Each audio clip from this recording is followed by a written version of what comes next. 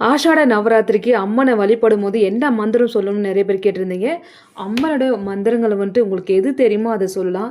எதுவுமே தெரியாத இருந்தால் வாராகி அம்மனோட உகந்த 12 நாமங்கள் திருநாமங்களும் நீங்கள் சொல்லி வழிபடலாம்.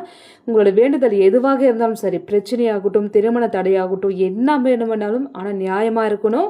மற்றவங்களுக்கு கெடுதல் நெடுஞ்சு இந்த விரதத்தை பண்ணவே கூடாது. உங்களுக்கு தேவையான விஷயத்த மட்டும் நீங்கள் நல்லது எது தோணுதோ அது மட்டும் நீங்கள் விரதம் இருந்து மாலை நேரத்தில் வழிபடும் போது குங்குமம் அல்லது பூ வச்சுன்னு நீங்கள் அம்மன் சிலையோ ஃபோட்டோ வந்து அர்ச்சனை பண்ணும்போது இந்த நாமங்கள் சொல்லணும். அம்மனுடைய நாமங்கள் சொல்லணும். ஓம் பஞ்சமியே நமக, ஓம் தண்டநாத நமக, ஓம் சங்கேதாய நமக. அந்த மாதிரி நீங்கள் ஒவ்வொரு பெயரும் 5 முறை அல்லது 9 முறை தினமும் நீங்கள் 9 நாள் சொல்லி வழிபட்ட கண்டிப்பாக அதீத பலன் உண்டு. நம்பிக்கையோடு செய்யுங்க. ஃபோட்டோவும் சிலையும் இல்லாதவங்க 5 முகம் தீபம் வருது பார்த்தீங்களா, விளக்கு, அந்த தீபத்தை ஏற்றி வச்சு நீங்கள் இந்த பெயரை சொல்லி நீங்கள் விரதம் இருந்து வழிபடலாம். எந்த தவறும் இல்லை.